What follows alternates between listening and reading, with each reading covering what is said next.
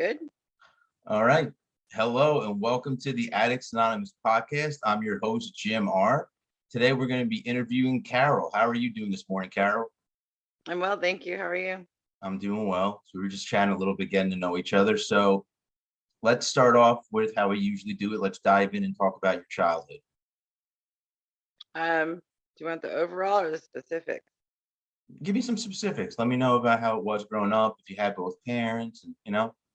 No, my mom left my father when I was a couple of years old and moved to a different state and immediately remarried.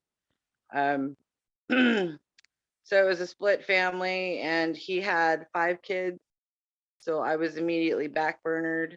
I didn't have a voice growing up. There was a lot of abuse. There was a lot of, all levels, incest, sexual abuse, physical abuse. Um, you know, If you don't mind me asking, what was the incestual part? Was that dad or your brother? it was my stepbrother. It started when he got home from the Marine Corps. He was 21 and I was 8, and my parents thought it was a good idea if we shared a room together. So Wow. it's like, yeah, it continued on for 3 years, and then it was actually a friend from school that had told a person, like a touch program came to my school, and so she reported it. And then What's a I was touch in, program? I don't know, I guess it was like when the abuse program started coming to schools, like, to tell children, hey, if you were a family member, if you were someone tell us after the meeting, sort of thing. So it was like when awareness started to begin, because at the time they didn't have the statute for I guess the age requirement or the age difference, like, Yeah. for sexual assault or molestation or whatever, like, because that was before the 80s. It was in the 70s that this happened. So anyways, I got called home from my friend's house, and there was a detective in the house, and he gave me the choice. My stepbrother admitted to what he did. um he didn't get any jail time. He was ordered counseling, and the counseling consisted of 1 hour with the church leader. And I was given the option to stay in the home or to leave, instead of it, being a rule or my parents saying anything. And the guy told me that I could hang out with kids my own age, and they had pool tables. And it just sounded like a fun place to go, like much funner than my daily routine. So I left and became a ward of the state that way. So you went into foster care system? I did, and it was really traumatic. And I started to run away, which I didn't know at that time that running away was an actual crime in the state of Utah. So I lived from the time I was about 11 or 12 until, well, that was 11 or 12. I was on the streets for 2 solid years, like the homeless person flying a sign. Um, and I would sleep with people that would give me rides just so I had a place to sleep that night. But I also felt loved and protected on the streets more so than I did at home, because as I'd mentioned, I was backburnered and no one listened to me. I did have fun as a child because I was always in a tree. I was either climbing a tree or I was playing with animals or chasing grasshoppers or whatever. But I was the only girl in the family. So there was a lot of wrestling. We had a chin up bar between the kitchen and the dining room. So in third grade, I had bigger muscles than half the boys in my school. And yeah, so um,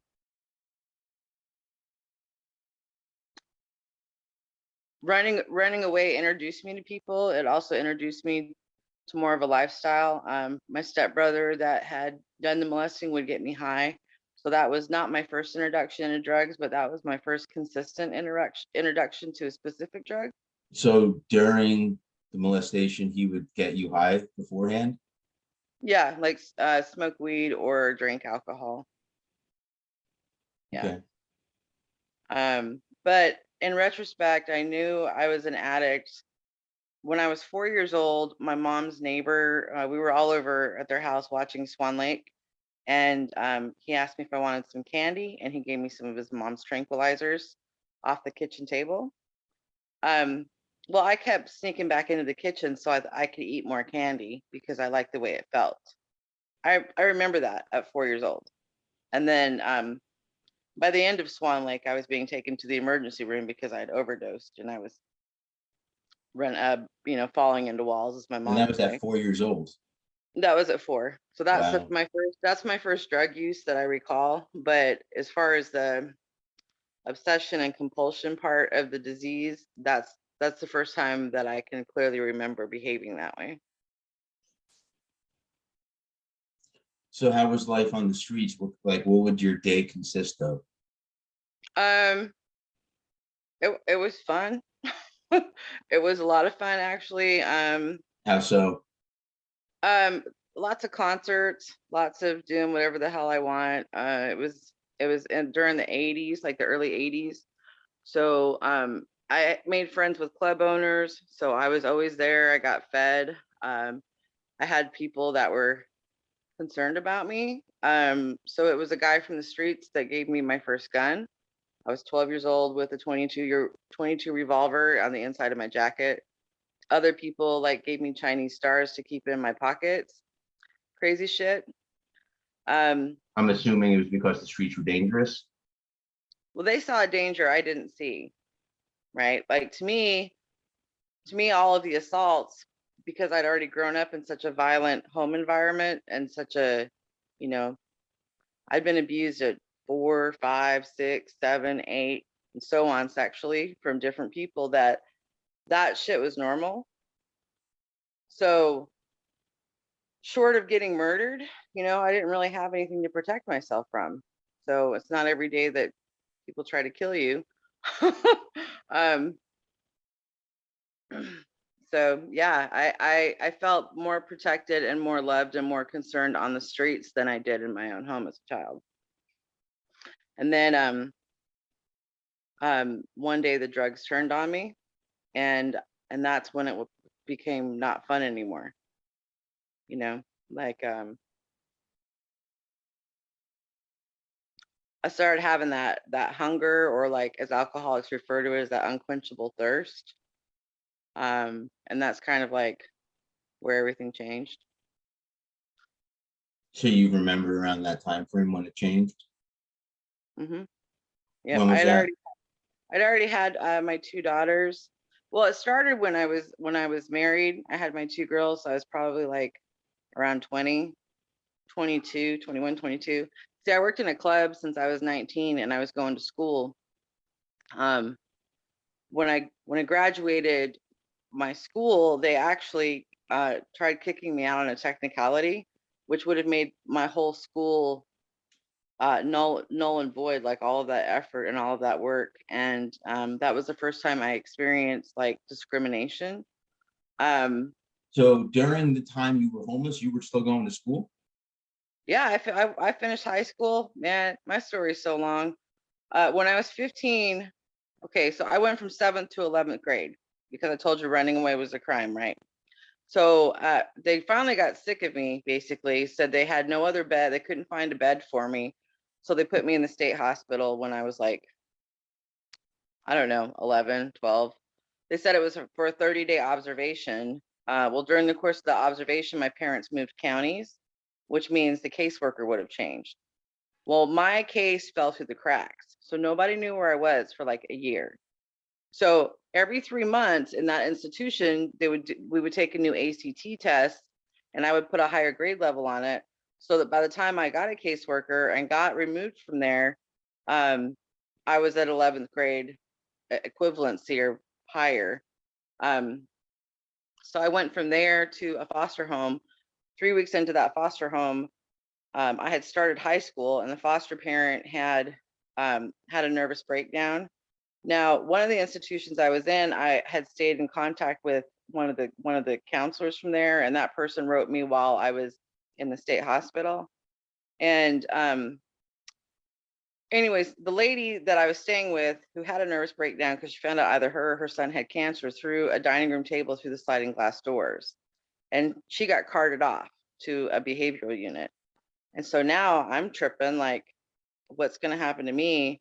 So I ran away again because that's what I knew how to do. And I knew where people were, but I couldn't get to those people unless I left where I was. So I started reaching out to this counselor. It took me 3 weeks to find him because back then all we had were payphones and a quarter. And so, and this was like probably the one adult that I trusted the most in my life. But the short of the story is that after I contacted him and he came and got me, he was told to either take me to juvenile detention or to a female's house. Instead, he took me to his house. He said I could have his bed. He'd give me the couch, or he'd take the couch. And 10 minutes later, he came into the bedroom, scooped me out of the bed,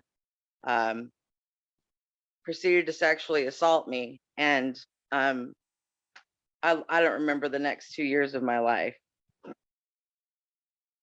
Why is that? I guess from shock.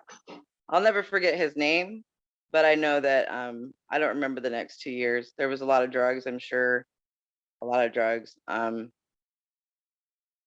I really have no answer for that. I sought counseling when I was 17 or 18. I do remember, like I said, when I was 15, because I had one daughter already.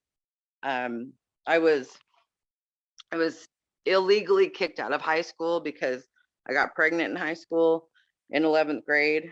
I told my mom that the school had kicked me out, and she just kind of went, oh, instead of me as a parent, I would go to the school, or I would go to the school board, or I would want to find out whatever. But my mom, as mentioned before, I was backburnered, so she was not active in my life. She didn't do anything to defend me or protect me, therefore teaching me not to know how to defend myself or protect myself in that respect.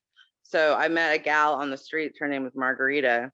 She had a little girl, and she told me about the high school, the adult high, and that's actually where I graduated from. And then I met another gal when I was on the streets. I had an apartment and a job, and she had gotten me interested in college because she had already had a 2-year degree from Rochester in anthropology, and then stayed with me. We lived together, we worked together, we hung out together, and then she was going to Laramie, Wyoming to finish her anthropology degree. She got a 4-year degree. And that got me thinking about, what do I want to do with my life? Because as a child, when I was 8, I didn't think I would live to be 12. When I was 12, I didn't think I'd live to be 15. When I was 15, I didn't think I'd live to be 19. When I was 19, I didn't think I'd live to see 21. And then I turned 22. And then it's like, well, what am I going to do with my life? So even though you were on the streets and running around, you still had goals. I once I knew that I had options, that things were possible. Yes, then I acted on them. It's not to say that I went out on the streets with goals premeditated. I didn't have those. I was just trying to stay alive. I was just trying to get away from the people that hurt me, and I just wanted to be left the fuck alone. Yeah. Yeah. What was the first drugs you tried after just like the normal weed and alcohol? What was like the first, if you did any, was there any hard drugs involved? Oh yeah. Oh yeah. Well, coke was one of them. I don't think speed. Well, speed was a thing, but I hadn't even heard of it. I did a lot of acid. I had so much fun on like acid and mushrooms and pills like Valium and whatnot. They were freely given to me. I never had to do anything for them. I never had to pay for them. Um, where I came from before I moved here, that whole life and world was totally different. I didn't hear things like trick, like do you trick? I never heard that before in my life. I had I guess this above then kind of attitude that, hey, I go to work and I have money and I will pay for my shit, and will not be that demeaning person like you see on TV. I will never be like that person on the street. I will never be homeless. I will never sell my ass. I will never do what you want me to do just to get a hit. And, eventually all those things did come to pass. So did you end up going to college? Yeah. Yeah. Tell That's what us I was about. saying about the discrimination. I finished college, but we had to do a hands-on practical thing, and the deadline was December 31st. Well, because of Christmas holiday, I didn't finish until the first weekend in January. That's what I was told to do. And then they withdrew me from school, meaning that all of my college participation was null and void. And the director of education said, based it on my job, because like I said, I worked in a club. And she said, well, based on your employment, we don't believe that you're serious about your education. And I'm like, I just invested a year or two of my life and you're telling me that I'm not serious about it based on my employment. Well, unless you're going to pay my rent, I still have to pay my rent somehow, and I have 2 girls to take care of. So yeah, I have 2 professional licenses with the state of Florida. Cool. What was life like during your college years? Did you ever find residency? Were you ever living in a dorm, or was it you were living on the No, street? I had an apartment. It wasn't like going through a university. Um, I had looked into the university, excuse me. I had looked into the university for a PA program, but they said out of 150 to 200 applicants, they only accepted 24. Hang on, I gotta let my dog in. So I figured I would be 60 before I ever got accepted. Come on, Callie. So I went to a trade college for massage therapy. I went to the first school in a 5-state area. I went at night, so I worked during the day. And then took my state boards exam and started practicing. And what was life like when I was in school? I Yeah. partied, I drank a lot. I had wine parties. I didn't really do a lot of drugs because I hadn't gotten really like my disease had not taken over my life then. You know, there was actually like probably a 6 or 7 year gap where I didn't do any hard drugs at all. I just drank occasionally. So there were times in college where you were able to control yourself. I don't know if it was control myself. I just had other things to do. So you didn't have time to do the drugs. Well, I didn't have an interest to do the drugs because I was hanging out with my oldest girls were very young, and I was dating this guy who was like district manager of some restaurant. So my life was work, school. He would come over on the weekends. We would go hiking. So it was kind of structured in that sense. And that's how life was for a few years until there was a betrayal in the relationship that I had found out about. And then I had found out I had cancer too. So that's when things started unraveling and my disease started to take over. what age was that? Early 20s. Early 20s. Yeah, very early 20s. I had 4 surgeries because I had cervical cancer. And the doctor I had, the oncologist, was very, he didn't take it very seriously because of my age. And he had every checkup came back abnormal. So, there would be another surgery, but just the mental and emotional mind fuck that goes with that. A 20-year-old equates cancer with immediate death instead of knowing the medical options that are out there. So I started taking more and more pills and drinking more and more and becoming more like bipolar emotionally, and it was hard to focus. What kind of pills were you popping? Whatever I had, my doctor gave me a prescription for like Valium and Somas. That was a thing back then, and so I took a lot of them. And what was the second one? Valium and what? Somas, it's like a muscle relaxer. Okay, yeah, no, I've never taken it. I've Yeah, taken muscle relaxers before, but I've never heard of it. It might have been that. I think these were. I'm not sure if they were narcotic based or not. I heard eventually that they were addictive, which I kind of believe because I went from taking like 1 to 3 to whatever. So let me ask your opinion on this, because you said that you were able to stop for like 7 years at one point. Do you think that you're an addict or a drug? Okay, so when I was doing some research, I read a lot about this stuff. There's a guy who thinks that there's a drug abuser or an alcohol abuser and an addict. He said the main difference is, he goes, you take a college kid, for example, drinks all the way through college. You know what I mean? Like, is Yeah, his and a mom. symptoms look like he's an alcoholic, but Mm, the second he gets out of college, he just stops. He goes to real life and he never has to go to rehab. He never has problems. So he's considered a quote unquote abuser. An addict is the person who just continues.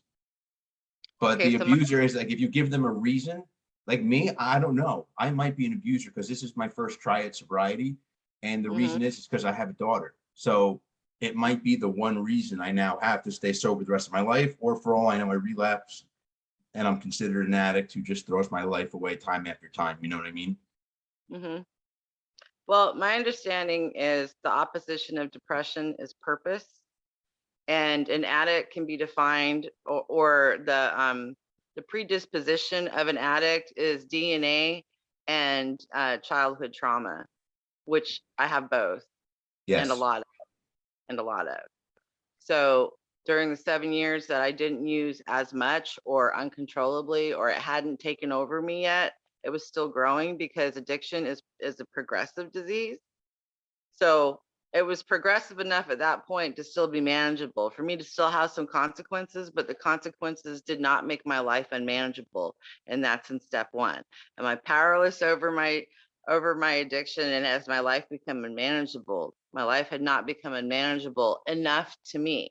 To other people, I was batshit crazy, but I was still able to get the things that I wanted to get done. You know, I've had naysayers my whole life, whether they were right or wrong. When I was first told that I was an alcoholic by a counselor, I thought blackout drinking was normal. I thought that's what was supposed to happen when you go to the club. I thought throwing up is what came after a glass of Crown and Coke. So there is a difference, and I understand what you're saying. I think I just had more purpose during those 7 years, because when the betrayal came and the heartache came, well, then the feelings take over. And when the feelings take over, then the addiction has space to grow, because there's no rational thought or thinking, because I'm too busy feeling and I'm wallowing in my feelings. So then the obsession and the compulsive thoughts get stronger, and then the acting out happens. And then after, however, as soon as the drink or drug gets introduced, they don't call it a controlled substance for nothing. Well, then I'm controlled, right? But I still have this mental that I need another one, or I can stop anytime. My rational thinking is not so rational anymore. Like a person that like a crackhead that can go to a meeting or get 30 or 60 days and then think, I got $20 in 2 hours, I'll stop at 20. That never happens. But our thinking will convince us. I have to go pick up my kid at 5, and right now it's 1 o'clock. I got time to go do a 20, and then I'll go get my kid. So the action and consequence thinking, we're not seeing the consequence of our action because we think we can stop. We've convinced ourselves. I convinced myself I could stop many times when I couldn't. Sounds like you take your step work seriously. Yeah. So what did you say to people the first time they accused you of being an alcoholic or an addict? Like what was, I know you said something to the therapist, but did you have multiple people tell you that, or it's just the therapist or counselor you were seeing? Here's the thing about the therapist. I think the therapist actually knew the guy that had raped me when I was 12, because when I told her I wanted to do something about it and prosecute this person, she told me she didn't think I was ready for that. And I got really fucking tired of people telling me and treating me like I couldn't do shit, or that I wasn't ready, or that I didn't deserve, or certainly made me feel not a part of. I learned to say, go fuck yourself real quick, because it's that go fuck yourself mentality that pushed the wrong people away and kept the right people in. I know that's not like a recovery term, but I really think it should be in the basic text, because it's healthy and it's helpful. Because the only way I let go of one life to grow another one, I did not get the life I have today was not handed to me. Getting my children back was not handed to me. I was told in prison I would never have a professional license again, and today I have two, through the Board of Health, of all places. You were in prison. I was in prison. Tell us a little bit about that. How'd you end up there? Okay, so my oldest daughter uh this is a backstory. My oldest daughter went into an independent living program out of town. So she was in Panama City. I'm in Pensacola. Well, she fell in love with her high school sweetheart, and she had lied about her age. So he didn't know that she was younger than whatever. Well, one day I get a report from the center that she went to school and never came back. Because I'm no longer the custodial guardian, I can't do anything. I cannot call the Center for the Lost, or help find this child or anything. I couldn't even give NCIC information for the police to have information on their database to look for her. That was the caseworker's job. Caseworker didn't do her job. So, I forgot where we were going with this. What was the original question? I'm sorry. Tell us a little bit about going to prison. And you give me the backstory. So going to prison. So on that there was a 2-year period of me not knowing where my daughter was. And once again, the feelings of victimization, of helplessness, of hopelessness took over, right? And I didn't know what my options were. I didn't feel like there were resources. I felt like a victim again. And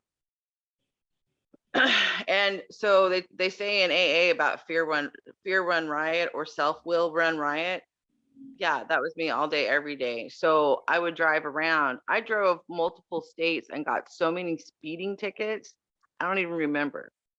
So I kept getting tickets for driving on suspension, because eventually they suspended my license for so many tickets, but I kept driving.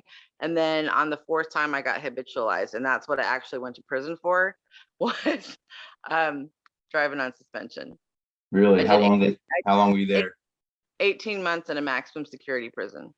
18 months in a maximum security prison for driving. Yeah, can you believe that shit? Well, okay, so technically it wasn't for driving, it was for violating my probation or community control. That's what it was technically for, but the original charge was driving on suspension. That's crazy that they put you in maximum security for that. Well, that's the sorting center. I mean, because prison sentences can be so long that they send all the women to one main center, which was Lowell Correctionals in Ocala, Florida, and then you spend a couple weeks or a couple months in R2R, which is like recovery or receiving and sorting or something like that. I can't remember. And then they will send you to your different dorms or different prisons from that point. And so because I had a college education, or I guess I spoke a little better than some of the other inmates, I got a job in the warden's office. And I kind of played on the psychiatric evaluations from all the previous counseling and all the running away. So I was put in the dorm with the old ladies and the sick people. But I was housed across the street from death row. So that was kind of crazy. Yeah, that does sound kind of crazy. Wow. It all was really crazy. And it was while I was in prison that I was told, you'll never have a professional license again.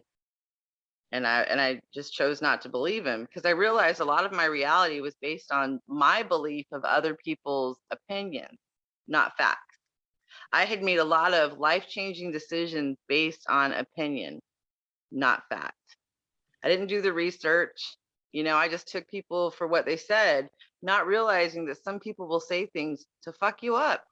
And sometimes it's not that people don't want me to have, sometimes people, haters, don't want me to have what I have because they want it. They just don't want me to have it. Does that make sense? There are some people like that, absolutely. Yeah, and I'm not talking about me specifically too, but I see it everywhere. Like people will like let's talk about women for a minute, women in general, women being petty, women seeing women with a guy that they think is hot, and they'll be like, oh, look at her, oh my God, who does she think she is, right? Yeah. Yep. Yeah. Well, just take that and expound on that in other avenues of life. That happens every day. Yeah. Yeah. So was it scary in prison? How was your stay overall? I cried a lot before I went. And when I got there, I kind of lost all emotion. I just accepted where I was. And actually, I took advantage of every class they had to offer. Cause see, my son's father, I told you I have 4 kids and they came in 2 sets. So I had a son off of the cancer thing because when I was married, my husband kept telling me he wanted to put off having kids. And then with the cancer thing, it became an ultimatum of we're going to do a hysterectomy. And I'm like, can we try one more time? And then that surgery cleaned me up as best they could, but the checkup was abnormal. And this was the basis for my divorce, was because he said he was sick of hearing me talk about kids. And so now my maternity's threatened. I think you're an asshole. And I didn't care if I had to go to the sperm bank and play design a guy to get pregnant, but I was going to get pregnant one more time. And that's just another example of living in insanity of the disease. It has nothing to do with the drug or alcohol because those are just symptoms. It has to do with my thought process and not thinking about, am I even stable enough for another kid? Can I feed another kid for like the 18 years? Can I help them create a life for themselves when I didn't even have a life for myself? So, yeah,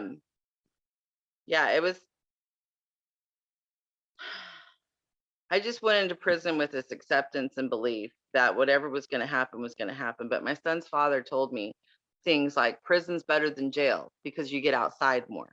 Prison's better than jail because you don't have to sit on a bunk all day. You can walk the yard, or you'll have work to do, or you can go to school, or, there's just more things. And he was right. And he also said, if you ever see a candy bar on your bunk, don't eat it. You're gonna owe someone something then. Yeah. And I didn't want to owe anybody shit. Yeah, smart, very smart. Yeah. So I basically did just that. I stayed to myself. I took as many classes as possible, not knowing that those classes were preparing me for the miracles that came ahead. Well, that's what I was going to say. It sounds like that they do offer some type of help when you're in prison. Because when I think about it, I don't think about prisoners going to classes I just think about, like you said, them sitting there all day in a bunk, worrying about being stabbed or something. That happens. I mean, I saw a girl that didn't need. No, she was right behind me, and this girl was just breathing. She wasn't talking. She wasn't looking at anyone. She was just breathing and walking behind me. And this chick next to her didn't like the way she sounded when she breathed and clocked her in the head. And they both got dropped off. I mean, I've seen some crazy shit. I watched a girl that had a broken leg get 5 years added to her sentence because the CO that was having a bad day, that tossed her bunk in her area and accused these little teeny scraps of paper as contraband and then told her to clean it up. Well, she was on crutches and like one of the crutches touched his shoe. So he accused her of assaulting him and charged her with assault on a Leo. 5 years, mandatory. I mean, I've seen some shit. Fucked up shit does happen. But fucked up shit happens when you're doing the right thing too in real life. So the difference is how do you respond to react to it? Because that's where I learned powerlessness at, and that's where I learned acceptance at too, and that's where I learned how to stay in my lane. Like all I can do is write a letter to the warden saying what he said happened did not actually happen the way he said it, and this is what I saw. So it sounds like just to get a little background as far as addiction. So are you part of? Do you do Alcoholics Anonymous? Do you do 12 steps and all that? I definitely I have fun. I work. In jail? You what? Did that start in jail or in prison? No. My visits to the room started when I first lost custody of my kids, and FFN told me, hey, you need to get a psychological evaluation, a drug and alcohol evaluation, and that put me into an intensive outpatient program. I had all these little boxes to check, so that was my first time in the rooms of NA. I had actually started in AA. I had an AA sponsor that lasted like 2 months. I was pregnant with my last daughter when I started going to AA. And then one day she just stopped calling me back and I took it all personally because once again, I'm an addict and I think everything's about me. And I didn't realize that she had gotten arrested. So that when I went back out and then I ended up going to jail, who's the first face I see but hers? Mm-hmm. And so she kept me in hot cocoa and honey buns. But when I got out, I did not understand as Bill sees it. I did not understand the big book. To me, it sounded more like somebody was trying to push religion down my throat, which I was absolutely against, than breaking things down into everyday practicality and understanding. And I felt more at home in the rooms of NA because now my stories weren't so crazy, right? Like I used to tell my friends in AA, I wish my bottom was yours. I wish my worst day was I wish my best day was their worst day. You know what I mean? Yeah. It's like, yeah, sorry, it makes no sense to me. I don't think if I peed my pants because I was fucked up, that would be enough for me to change my life. I know for a fact it was not enough for me to change my life. But it was a woman it was my sponsor in NA. I was really pissed off at my mom. I wanted to go get high, but instead I just cleaned up her yard. And she was like, "Oh my God, that's so great. I'm so proud of you." And I'm looking at her like, "Are you fucking nuts? Like, what are you proud of? All I did was clean up her yard because it was bugging me to see it's still about me." And she said, "No, that's the next right thing. Instead of getting high, you went and did something for someone else." And I'm like, "No, no, no. It wasn't for someone else. It was for me because it was bugging me in my mind, but in reality, yeah, it was for someone else and it helped so someone else benefited from it." But the moral of the story is I did not get high over it. And at the end of the day, that's what matters. I've heard it said in the rooms that whatever keeps you clean that day is your higher power.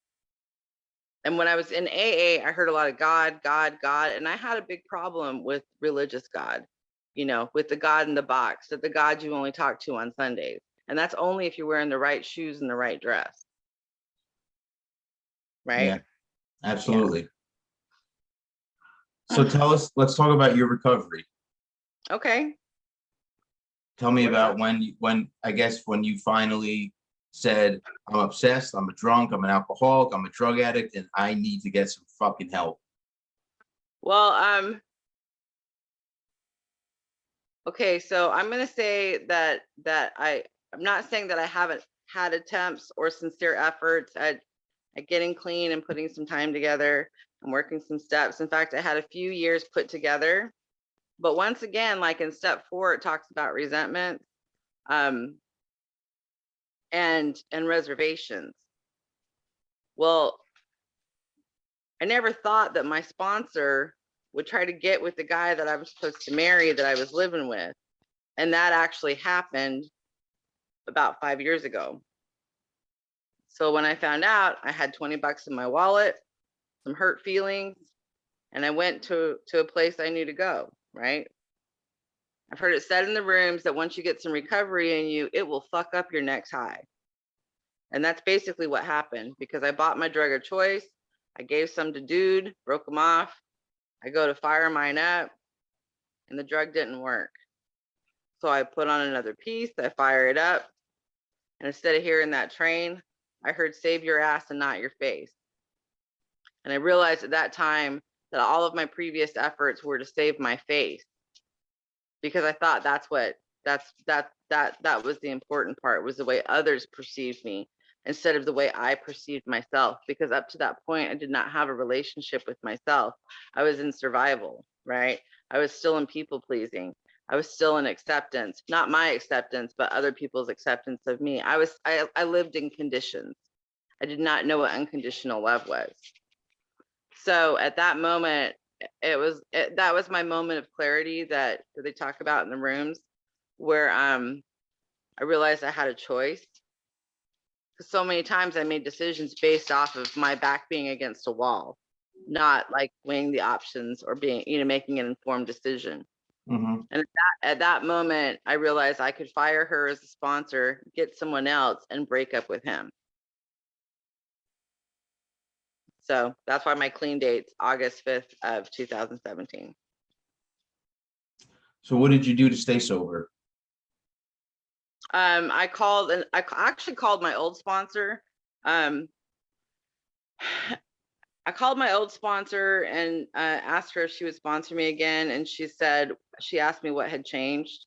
And I told her that I had relapsed again and that this time I wanted to save my ass and not my face. And she said, thank God. And she started crying. So what had changed was a different level of honesty. I share in meetings that, because the spiritual principle for the first step is honesty. Well, when I first came in the rooms, my highest level of honesty was that yes, I got high, but I didn't have the clarity to be honest on other levels of my life. So so I tell people my honesty came in layers, and I also tell them that every bottom has a trap door to another bottom and to another bottom and to another bottom. So you can either rise up with different levels of honesty, or you can continue to go down through the trap doors of bottoms until you die. And so yeah, I guess that's what was different. Was I worked even more diligently. I finally took suggestions. I did some very uncomfortable things I didn't want to do. Like the guy that had cheated on me with my sponsor, he went after my son. And of course You the mean police custody? came. What do you mean went No, after your son? violently and physically. Okay, he attacked. Yes, but it was just within the law, right? But I already had enough awareness that what he was doing was leading up to bigger and worse things. So law enforcement got involved, but he was very convincing at, what did I do? And she's crazy and she's the drug addict. You see, that happens with like narcissists around others, is that they will get other people to believe that I'm the one that's crazy, all the while pushing me to act out on crazy. So other people, so I lose credibility, right? Well, this time I just stayed calm. This time I was honest. This time I reached out. This time I took suggestions. So once the police did not arrest him that night, my son and I went and stayed somewhere else the next day. And then we went to the courthouse, filed paperwork on him, went to the sheriff's department, filed paperwork on him. It was like a 2-month process. It finally came out in court. I finally got a restraining order against him. And for the first time, I took responsibility of my life without relying on the kindness of other people.